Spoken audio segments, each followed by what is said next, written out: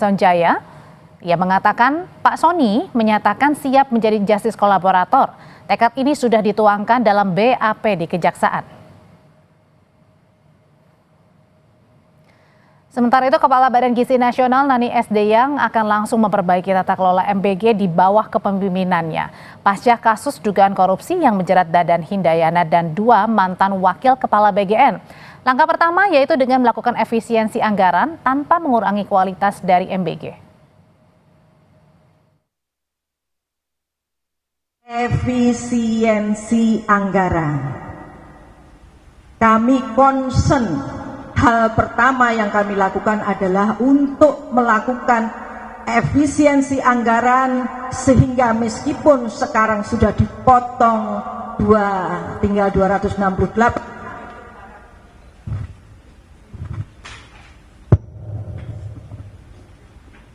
kami berharap masih bisa menurunkan lagi, namun tidak mengurangi sasaran. Jadi kami akan terus melakukan efisiensi anggaran di berbagai bidang. Saudara, dugaan korupsi yang menyeret pejabat di Badan Gizi Nasional termasuk nama Dadan Hindayana, mantan kepala BGN, ini memunculkan pertanyaan tentang bagaimana tata kelola anggaran negara. Apakah efisiensi anggaran yang diusung oleh kepala BGN Nani S. Deyang ini bisa meminimkan celah korupsi di masa mendatang? Lalu bagaimana memastikan efisiensi tidak sekedar menjadi penghematan di atas kertas saja, serta bagaimana pula dengan bentuk pengawasannya, terutama soal kualitas program makan bergizi gratis ini jika benar efisiensi anggaran diberlakukan. Kita akan membahasnya bersama Batra Bano, juru bicara Partai Gerindra. Mas Batra, selamat sore. Selamat sore, Mbak. Dan hadir juga ada Danang Widyoko, Sekjen Transparency International Indonesia. Mas Danang, selamat sore. Selamat sore, Audrey. Saya mau ke Mas Batra dulu. Mas Batra, tadi Kepala BGN yang baru menyebut bahwa akan ada efisiensi anggaran, tapi tidak merusak kualitas dari MBG. Emangnya ini bisa menjamin atau satu-satunya jaminan bahwa dengan efisiensi anggaran MBG, maka tidak ada lagi nih praktik-praktik dugaan korupsi di sana?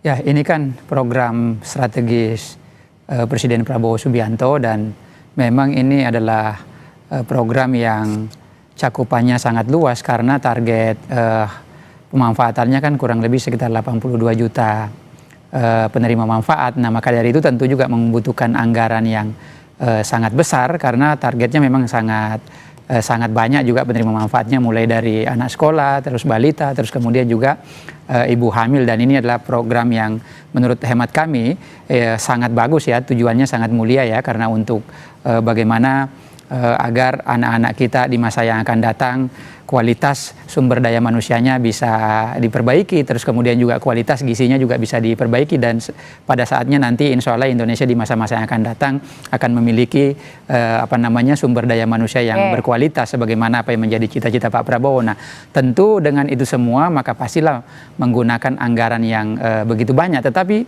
berdasarkan evaluasi yang diterima oleh Pak Prabowo dengan kejadian beberapa hari terakhir ini dan selama kurang lebih 1,5 tahun program MBG ini berjalan, Pak Prabowo juga mendapatkan banyak laporan-laporan terkait dengan dugaan penyelewengan, terutama terkait dengan pengelolaan BGN ini. Nah, maka dari itu, atas dasar itu kemudian Pak Prabowo mengambil sikap tegas memberhentikan Kepala BGN dan kedua wakilnya, dan kemarin juga terkait soal efisiensi anggaran itu kepada Kepala BGN yang baru sudah diinstruksikan ada beberapa hal. Instruksi Presiden yang pertama, tentu Presiden ingin agar ada refocusing anggaran. Kenapa? Karena anggaran yang besar ini kalau tidak tepat sasaran juga maka itu pasti terjadi, ada potensi terjadi celah penyelewengan. Maka dari itu Pak Prabowo pengennya bahwa program yang menggunakan anggaran yang sangat besar ini harus ada refocusing supaya lebih tepat sasaran. Misalnya apa yang tadinya mungkin hal-hal yang tidak penting ya, terutama misalnya kayak kemarin pengadaan motor, terus kaos kaki. Oke, kita belum sampai ke sana, Mas Batra. Saya balik lagi. Jadi artinya apakah ini hanya jalan satu-satunya jaminan bahwa tidak akan ada penyelewengan dana atau celah-celah korupsi dengan adanya efisiensi anggaran ini? Ya tentu Pak Prabowo secara komprehensif melakukan evaluasi ya, misalnya tadi melibatkan aparat kepolisian, terus kemudian kejaksaan, KPK, dan dalam pidato Pak Prabowo kemarin sangat tegas Mbak pada saat pengarahan bahwa apapun yang dibutuhkan oleh pihak penegak hukum untuk kemudian mengusut dugaan penyelewengan itu, maka beliau akan justru mensupport itu. Jadi Pak Prabowo sangat tegas, sangat berkomitmen untuk kemudian agar semua anggaran-anggaran yang tujuannya untuk kesejahteraan masyarakat, kepentingan orang banyak, mau tidak mau harus dikerjakan sesuai dengan aturan, harus dikerjakan dengan secara jujur, sehingga tidak ada penyimpangan-penyimpangan yang terjadi.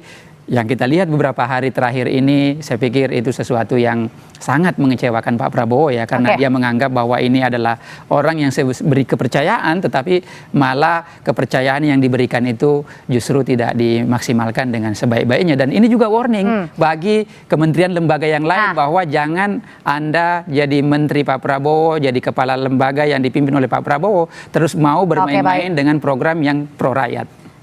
Pertanyaan yang sama saya akan tunjukkan ke Mas Danang. Mas Danang, apakah dengan efisiensi anggaran MBG ini merupakan satu-satunya cara untuk mengembalikan kepercayaan atau trust publik lagi? Bukan itu masalahnya dan bukan itu solusinya menurut saya ya. Kenapa? Bukan itu masalahnya dan bukan itu juga solusinya. Kenapa Anda berpikir seperti itu, Mas Danang? Ini udah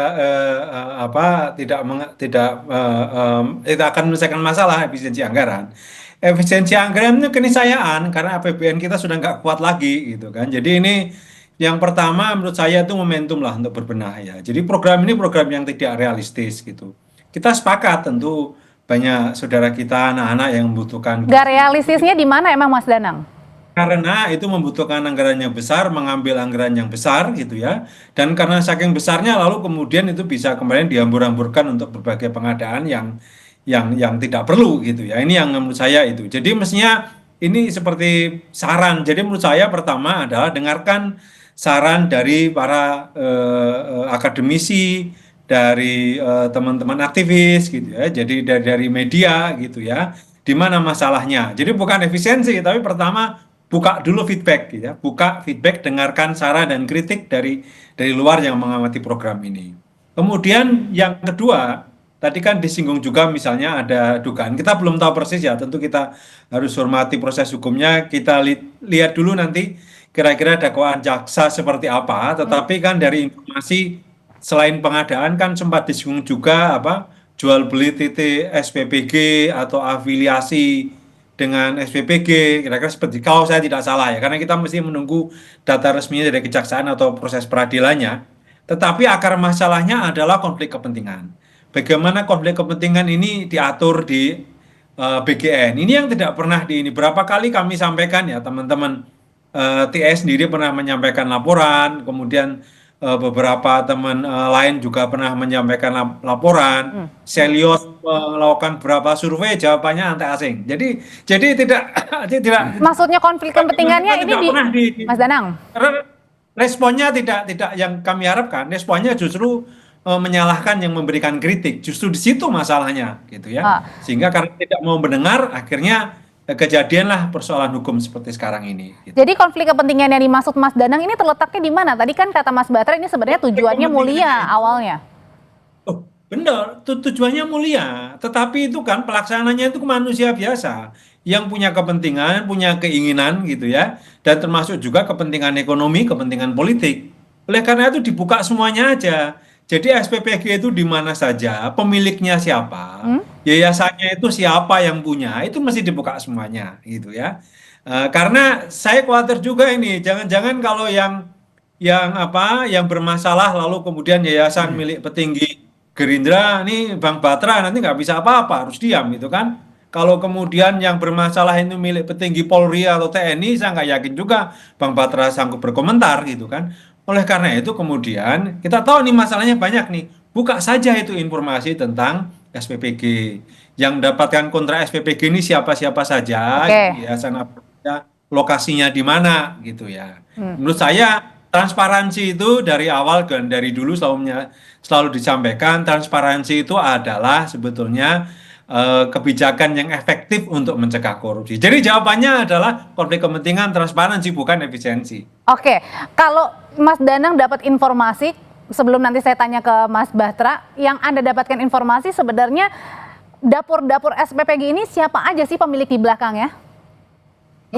Tidak banyak yang bisa diketahui karena saya yang membaca di laporan teman-teman ICW tahun lalu itu kan ada teman-teman partai gitu ya, teman-temannya Mas Batra juga ada di situ, lalu dari Polri juga ada, cuma kita belum tahu Polri yang mana. Kan berulang kali secara terbuka Pak Prabowo malah menyatakan terima kasih Polri membantu gitu, dan TNI membantu. Tapi TNI yang mana atau Polri yang mana kita juga belum tahu, badan hukumnya mana kita belum tahu juga gitu ya. Apakah ada di antara mereka yang menyebabkan keracunan misalnya, kita kan belum tahu juga.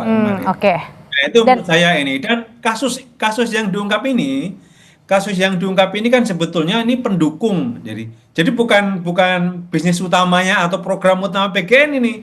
Yang terungkap ini kan seperti pengadaan motor, kaos kaki, tablet, dan perangkat IT. Ini kan sebenarnya pendukung PGN-nya. Sementara program PGN-nya, saya khawatir ini justru tidak tersentuh sama sekali, gitu ya. Oke. Justru menurut saya kalau penegakan hukum serius dilanjutkan, bukan cuma ini perangkat pendukungnya nih, baru berapa 4 triliun atau berapa, sementara program utamanya belum tersentuh ini.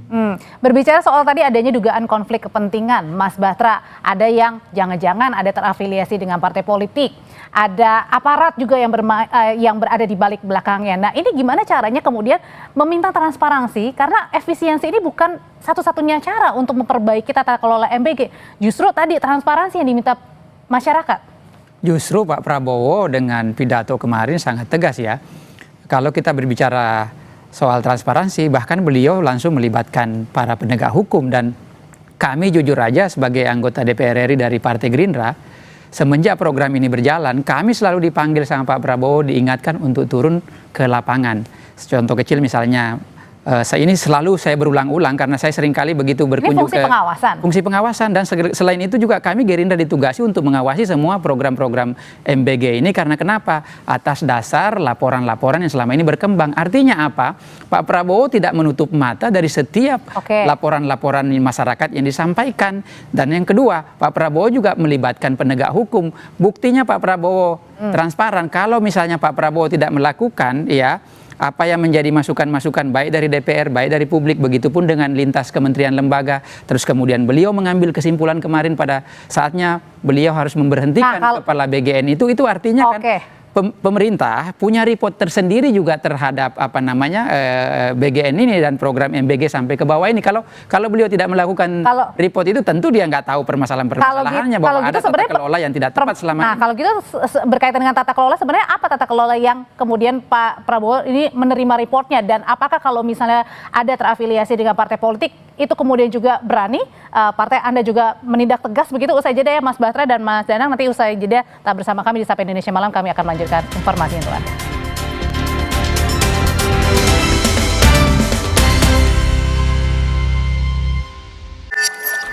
Aku Viva begitu murni, jernih dari luar, sejuk dari dalam. Karena lahir dari sumber yang terjaga, disempurnakan oleh 7 tahap nanopurifikasi, memilih mineral baik, dan menjaga kemurnian di tiap teguknya. Sejuk banget. Murninya berasa.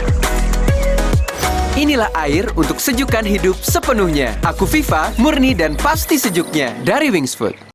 Kita anak Energen. Sukses dimulai dari sarapan bergizi lengkap. Energen, sarapan bergizi lengkap pilihan Alo Dokter. Ayo minum Energen. Kita anak Energen. Dulu setiap sholat lutut gue sakit banget. Sekarang gue sadar tulang sendi sehat itu penting. Kolagena dengan kolagen, vitamin A dan kalsium membantu mempertahankan kekuatan sendi, tulang, dan kesehatan kulit. Kolagena banyak banget manfaatnya. Double action, ribet amat.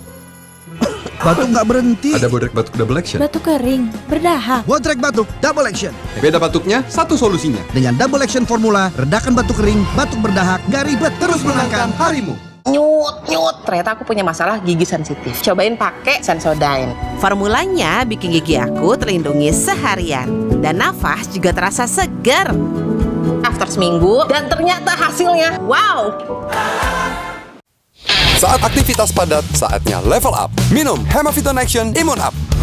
Immune Up formula dengan buffer vitamin C, D3, zinc, dan ginseng ekstrak. Bantu jaga daya tahan tubuh. Siap taklukkan hari. Jangan sampai drop dong. Minum Hemaviton Action Immune Up 1 kali sehari. Ready, action lagi. Baru Hemaviton Action Energy Drink. Energi gue untuk siap action. Saat ada tantangan lebih, ini waktunya challenge your action. Hemaviton Action Immune Up. Hemaviton Action Energy Drink. Inilah pemenang kejutan tutup botol Ramadan Aku Viva. Pemenang umroh Agustin, Ganjar, dan Sri. Pemenang TV, kulkas, dan produk elektronik lainnya. Serta miliaran uang tunai. Aku Viva, murni pasti sejuknya dari Wings Food.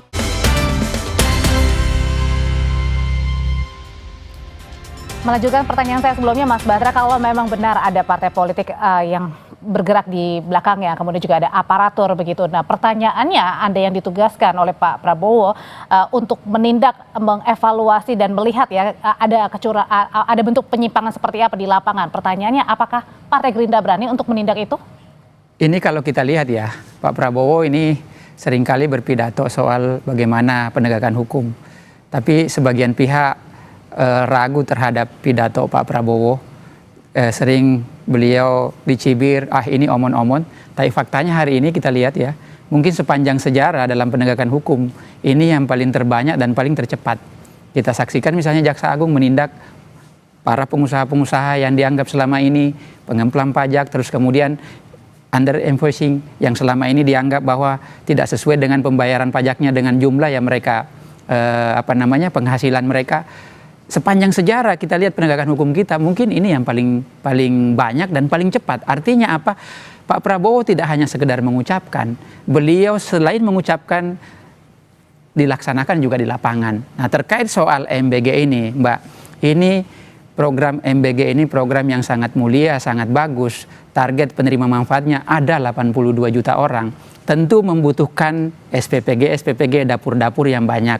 Nah, kalau ada orang yang ingin berpartisipasi, siapapun itu, tanpa terkecuali, dalam rangka untuk membantu percepatan agar dapur-dapur itu bisa tersedia untuk kemudian supaya penerima manfaatnya makin banyak. Apa kita mau salahkan? Sementara mereka kalau niatnya baik, oke. Tapi kemudian kalau pelaksanaannya sebaliknya? Loh, memang niat yang jahat itu harus, maksudnya begini, program yang sangat bagus ini mau diganggu dengan niat jahat terus kemudian kita hentikan programnya. Apakah seperti itu? Ini ada orang mau berpartisipasi, apapun golongannya, pengusaha daerah, pengusaha pusat, ataupun ada, barangkali mungkin ada yang terafiliasi dengan partai politik. Kita mau larang mereka. Yang tidak boleh itu adalah bagian yang misalnya terafiliasi itu, tetapi mereka tidak jujur pengelolaannya, mereka melakukan penyimpangan sebagaimana apa yang selama ini disampaikan oleh Pak Prabowo, itu yang tidak boleh. Tapi kalau mereka mau berpartisipasi membuat dapur, berpartisipasi untuk mempercepat penerima manfaat, bukankah itu sesuatu yang sangat artinya bagus? berani untuk menindak ya kalau misalnya ada penyelewengan yang termasuk anggota parpol sekalipun. Ada penyelewengan, karena kan tuh ini kan Mbak, jujur aja ya, kadang mungkin ya mohon maaf ya, bukan saya mengklaim bahwa saya sering ke kampung-kampung karena saya sering ke daerah pemilihan. Kalau kita Mbak, kalau saya ke daerah pemilihan saya di sana di Sultra sana, ada di pulau-pulau, masih banyak anak-anak sekolah yang berangkat dari sekolah menggunakan perahu karena jarak sekolahnya jauh, terus kemudian dalam kondisi yang lapar. Sampai sekolah mana mungkin dia bisa konsen belajar. Masih banyak anak-anak kita karena situasi ekonominya mungkin tidak mampu. Itulah semua yang mendasari Pak Prabowo kenapa program ini dibuat. Karena Pak Prabowo tidak pengen lagi ada busung lapar, tidak boleh lagi ada misalnya anak-anak usia yang tidak semestinya usia begitu, tapi kondisi fisiknya malah tidak mencerminkan dengan usia. Baik, Mas Danang, tadi kata Mas Batra bilang gak ada masalah kok siapapun misalnya mau membantu itu sangat mulia sekali, gak ada masalah mau anggota parpol, mau aparatur yang membantu karena tujuannya mulia untuk membantu anak-anak. Justru di situ masalahnya, Masalah utamanya adalah mengasumsikan semua orang ini mau membantu dan punya niat baik, gitu ya. Nah, itu akan menjadi persoalan kalau yang punya niat baik ini kemudian bermasalah, dan pada akhirnya yang namanya manusia itu kan bukan cuma punya niat baik tapi juga punya kepentingan, dan SPPG pada akhirnya kan ini bisnis, pada akhirnya mencari untung gitu kan. Nah, seandainya tapi faktanya kan, mohon maaf boleh saya bantai. Silakan. Tapi faktanya kan hari ini banyak tuh yang ditindak Sebelum Ibu Nani jadi kepala BGN, waktu beliau jadi wakil kepala BGN karena ditugasi oleh Pak Prabowo untuk rajin turun sidak-sidak, ada 1.000 dapur lebih yang ditutup portalnya tuh nggak bisa jalan. Artinya apa? Selama ini penindakan dilakukan. Penindakan dilakukan, Mas Danang. Jauh sebelum peristiwa ini penindakan sudah dilakukan dan itu berdasarkan arahan Pak Presiden. Tuh, penindakan dilakukan, Mas Danang. Jadi kurang apa lagi? Ada sanksi dibuka saja 1.000 itu di mana gitu kan? Siapa saja itu, yayasan apa saja yang kena sanksi? Karena kami nggak punya banyak informasi tentang itu. Ambil contoh begini nih, yang seandainya punya niat baik. Kalau niat baik kemudian udah ditutup katanya kata Mas Batra. Nah, apakah bisa Bang Batra bisa bicara? Kalau barangkali yayasan apa sebut ini? Yayasan Lasuardi Kendari yang ini ada Sayyad Kaimuddin dan Nur Alam, barangkali Bang Batra kenal dan bisa. Tetapi kalau kemudian yayasannya terafiliasi dengan Kementerian Pertahanan, ya mohon maaf, saya nggak yakin juga Bang Batra bisa gitu. Jadi menurut saya yang paling penting adalah buka saja. Siapa yang disanksi itu buka siapa mana yayasannya, lokasinya mana saja, dan kemudian dibuka aja seleksi untuk yayasan, untuk SPPG atau katakanlah siapapun jadi berpartisipasi, kriterianya apa, dan dipublikasikan agar jelas semuanya, tidak ada perbedaan. Sebab kalau situasinya seperti ini yang kena sanksi kita tidak tahu gitu kan. Kemudian yang kena kasus ini hanya ketua dan sebagian wakil, sementara yang lainnya belum ada pemeriksaan. Kita kan nggak yakin bahwa ini cukup fair pemeriksaan gitu. Jadi yang penting adalah transparan saja. Di wilayah mananya tidak transparan, Pak. Kalau tidak transparan, mungkin Pak Prabowo tidak akan menghentikan Pak Dadang. Kalau misalnya tidak dianggap transparan, kalau tidak transparan, mungkin Pak Prabowo tidak melibatkan aparat. Faktanya hari ini dilibatkan semuanya. KPK disuruh ke sana, BPKP disuruh untuk periksa, mantan terus kemudian kepala BGN diganti juga. Mantan kepala BGN diganti juga. Artinya kan itu semua jadi agak repot ya. Kalau misalnya begini, kita memberi masukan hari ini, kita pengennya Pak Prabowo menindaklanjuti langsung besok, kan tidak seperti itu juga bernegara, kan ada mekanisme yang mesti dilakukan dengan baik. Karena mungkin ini kerasannya sudah bertahun-tahun. Anda perlu baca deh laporan-laporan masyarakat tentang BGN, tentang kritik-kritik tentang BGN, dibaca saja. Itu juga yang jadi problem, Pak. Kalau Bapak misalnya hari ini memberikan masukan, besok langsung mau ditindaklanjuti, kan nggak seperti itu. Atas dasar akumulasi laporan-laporan masyarakat itulah, kemudian Pak Prabowo mengambil tindakan yang tegas untuk memberhentikan kepala BGN dan 2 wakilnya. Kalau misalnya tidak akumulasi dari itu, mungkin Pak Prabowo tidak melakukan itu, tapi faktanya hari ini bahwa Pak Prabowo menerima masukan masyarakat, hari ini dibuktikan. Mas Danang, kalau tersangka Sony Sanjaya ini mengajukan diri sebagai justice kolaborator, apakah itu bisa membuka peluang untuk Semoga ya, kita harapkan ya Pak Sony ini buka-bukaan saja gitu. Buka-bukaan saja bagaimana soal seleksi SPPG-nya gitu ya. Siapa saja pemilik SPPG terafiliasi dengan ini. Karena ini kan informasi yang kami sampaikan, masyarakat sampaikan terserah, liputan media dikumpulin satu-satu gitu kan. Ini yang kemudian menjadi input dari kami. Sementara informasi dari BGN itu hampir tidak ada yang bisa kami gunakan saat ini. Jadi menurut saya yang paling mungkin untuk itu atur aja konflik kepentingannya gitu ya. Pimpinan BGN itu nggak boleh punya SPPG gitu ya. Tentara nggak boleh ngurus SPPG, makanya kami mengusulkan tentara itu nggak boleh keluar dari ini, nggak boleh masuk ke wilayah sipil, karena ini nanti akan menjadi persoalan. Sebab kalau kemudian yang jadi masalah ini jadi menurut SPPG Anda dengan tentara, TNI, ini nggak bisa lagi diadili, kan nunggu peradilan militer. Jadi inputnya dari Mas Danang adalah jangan tadi aparatur, kemudian juga orang-orang terdekat begitu ya yang penuh dengan konflik kepentingan ikut. Jangan kemudian ikut-ikut bikin SPPG, itu membuat itu konflik kepentingan. Dan ketika ada masalah susah untuk diselesaikan.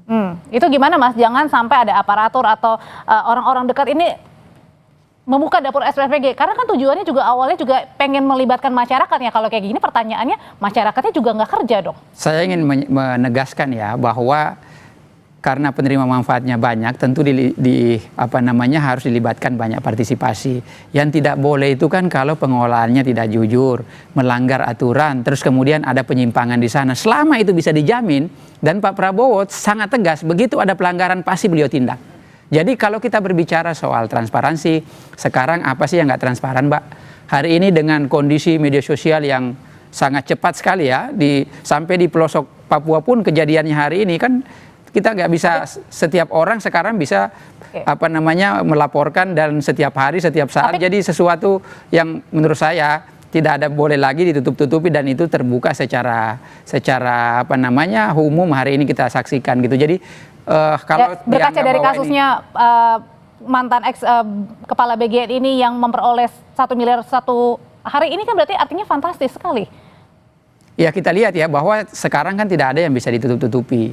Itu kalau kita menganggap seumpama misalnya ditutupi artinya kan itu nggak ketahuan. Pak Prabowo kan. Tapi kan siapa-siapanya juga harus dibuka, Mas. Ya kalau soal itu kita serahkan ke penegak hukum lah. Tentu penegak hukum yang yang paham ke wilayah sana ya. Karena sekarang kan sudah berjalan juga. Kita serahkan sepenuhnya dan Pak Prabowo sudah menginstruksikan kepada penegak hukum untuk menindak semua yang dianggap melakukan penyimpangan-penyimpangan. Jadi artinya adalah MBG masih lanjut terus dengan adanya salah satunya dilakukan efisiensi anggaran ya.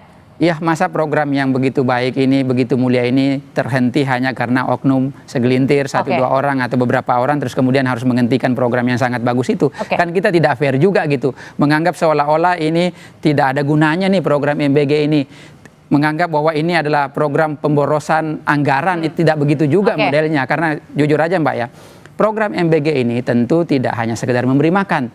Tapi kalau Bapak turun ke bawah ya, bayangkan ya, para petani kita, para nelayan kita ikannya bisa laku, para peternak kita telurnya bisa laku, para petani misalnya sayuran-sayurannya, bahan bakunya, buah-buahannya, semuanya diambil dari bawah. Terus kemudian apakah itu tidak menghidupkan UMKM? Dalam situasi kondisi global yang tidak menentu ini Mbak, baik geoekonomi dan geopolitik kita yang situasinya unpredictable ini, itu semua bisa menopang Indonesia. Kalau berjalan dengan baik, UMKM itu bisa tumbuh subur, itu bisa menyelamatkan Indonesia Mas dalam kondisi ketidakpastian ini. Oke, singkat aja kalau gitu, MBG jalan terus, tapi salah satunya tadi efisiensi yang akan dievaluasi. Ya mestinya ini ya, saran saya pertama sih Bang Batra baca dulu laporan Celios ya, baca dulu laporan ICW supaya bisa efektif melakukan pengawasan. Yang kedua nih saya lihat aja nih di BGN ini cuma disebutkan misalnya nomor 1 Jawa Tengah, di Kebumen lalu SPPG Kebumen Buayan. Siapa pemiliknya, siapa pengelolanya, nggak ada informasi sama sekali. Dibuka saja deh itu aja gitu. Jadi menurut saya itu yang paling penting. Sebelum kemudian ngatur konflik kepentingan ya, soalnya karena informasinya nggak ada susah juga kita ngomong kepentingan, apalagi Bang Batra kurang baca juga ini masalahnya. Terima kasih, itu aja. Oke, terima kasih sudah kita tangkap pesannya Mas Danang Widyoko, Sekjen Transparency International Indonesia, dan juga Mas Batra Banung, juru bicara Partai Gerindra. Selamat malam Bapak-bapak. Selamat malam. Tetap bersama kami, saudara, di Sapa Indonesia Malam. Usai jeda kami kembali dengan informasi berdasarkan data Bloomberg pada pukul 9:05 waktu Indonesia Barat. Di pasar spot exchange menunjukkan nilai tukar rupiah hari ini dibuka pada level Rp18.064 per dolar AS.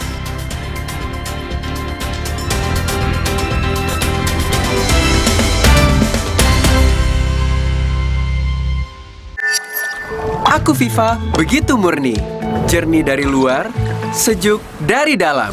Karena lahir dari sumber yang terjaga, disempurnakan oleh 7 tahap nanopurifikasi, memilih mineral baik, dan menjaga kemurnian di tiap teguknya. Sejuk banget. Murninya berasa. Inilah air untuk sejukkan hidup sepenuhnya. Aku Viva, murni dan pasti sejuknya dari Wings Food. Dulu setiap sholat lutut gue sakit banget. Sekarang gue sadar tulang sendi sehat itu penting. Kolagena dengan kolagen, vitamin A dan kalsium membantu mempertahankan kekuatan sendi, tulang, dan kesehatan kulit. Kolagena banyak banget manfaatnya. Kita anak Energen. Sukses dimulai dari sarapan bergizi lengkap. Energen, sarapan bergizi lengkap pilihan Alo Dokter. Ayo minum Energen. Kita anak Energen. Kalau misalnya yang biasa aja, kayak gini nih. Tapi kalau yang spesial, mie sedap kari kental spesial. Resep baru. Wah, makin kental, rasanya makin spesial. Full of flavor. Cobain deh resep baru mie sedap kari kental spesial dari Wings Food. Ini cerita aku bareng Isoplas. Selalu gerak dengan cepat. Tanpa sadar, banyak aktivitas bikin aku kehilangan ion. Berkeringat jadi dehidrasi. Untung ada Isoplas dengan 7 ion. Ionnya lebih cepat diserap, tubuh langsung terhidrasi. Fokus cepat balik, aku bisa cepat beraktivitas lagi. Keep on moving with Isoplus. Hidrasi cepat, jaga performa. Dari Wings Food.